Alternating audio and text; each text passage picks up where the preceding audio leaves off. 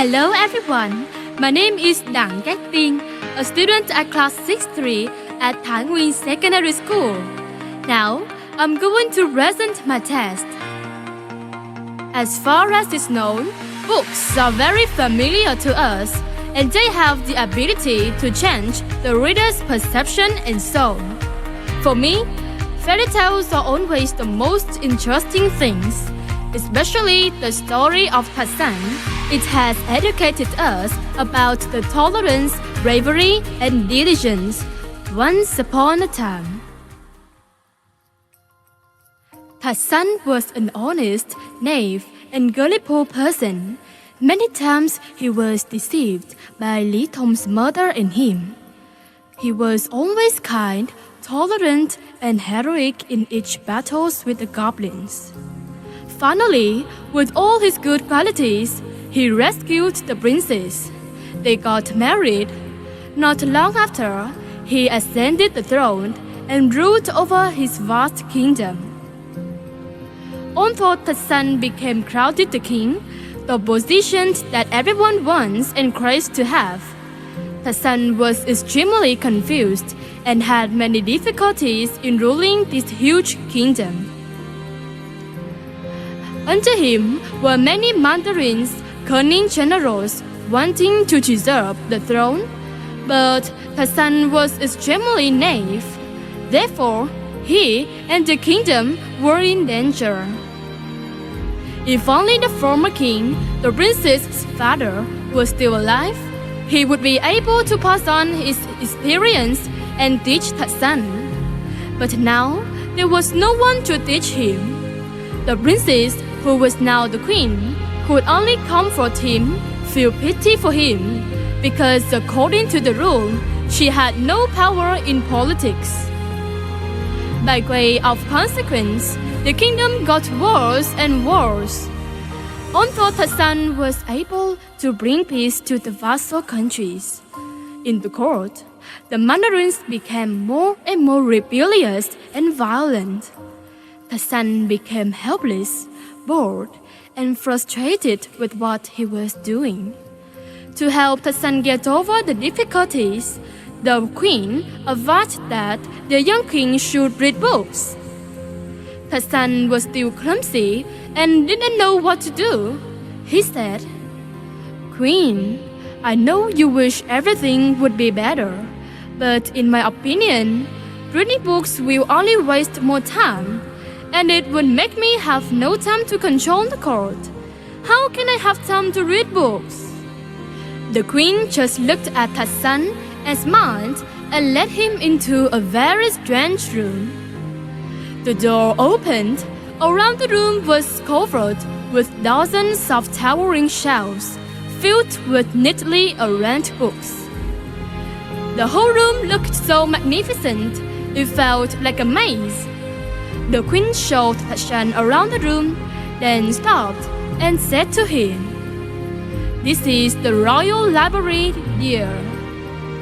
Oh, but since then, Hassan had never known that there was such a place in the castle. The queen led Hassan to a rather old cabinet. She pulled out a huge book, extremely dusty and thick. She said, "This is an extremely precious book that my father wrote himself every day, every night, every hour during his lifetime. It was composed of the valuable experiences and lessons of a successful. Only I can get this book. Now, after finishing your work in the imperial court, you come here to read books.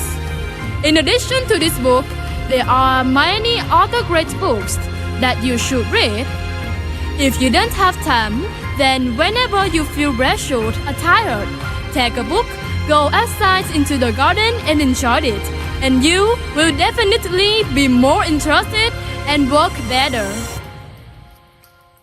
It seems reasonable. Every day, Hassan went to the garden to read books. Every day, he read up to 50 pages because he felt the book was quite good. Although he read so much that he had read almost a bookcase, Somehow, his rule did not improve. He lamented to the queen. The queen thought for a moment and then asked him, "Are you sure you understand all the contents that you have read?" The son said, "I'm not sure. There are many words I don't understand, so I just skim through to read as many books as possible and save time."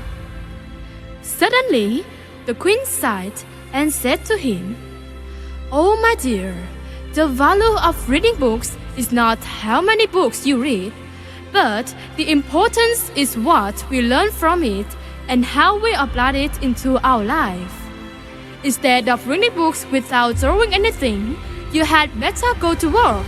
Her son immediately understood. Then he read about only 20 pages a day, but he had to fully understand the contents of the books. He also came up with the idea of reading and recording the knowledge in his own notebook to remember better. And then, when he wrote, he also applied those ways of speaking and behaving. Eventually, the mandarins gradually admired and feared the son, and the people became happier and more prosperous under the son's rule. Besides being talent and virtue, the son needs more knowledge learned from reading books. How to rule the kingdom, communication skills, and soft skills relating to life to make the country more and more developed. So since then, every year, her son and his wife held a celebration to thank for the books. So not that day, everyone can read books for free.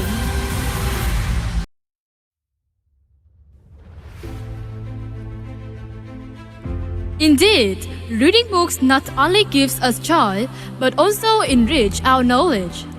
Victor Hugo said, "It is from the books that the wise find the solace from the troubles of life."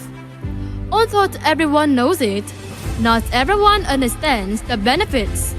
And that is the problem facing with many young people today. And that's why, through this contest, if selected as the ambassador of reading culture, I will carry out the following plans and measures to encourage everyone to read more books. Firstly, organize a small group of people contributing their books to people who can read a variety of genres.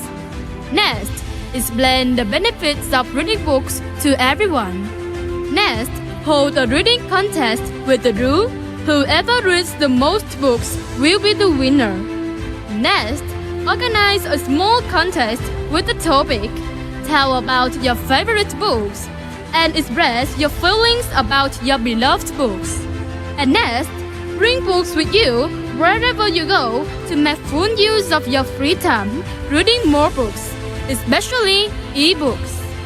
Next, encourage family members to borrow books from the library during leisure time.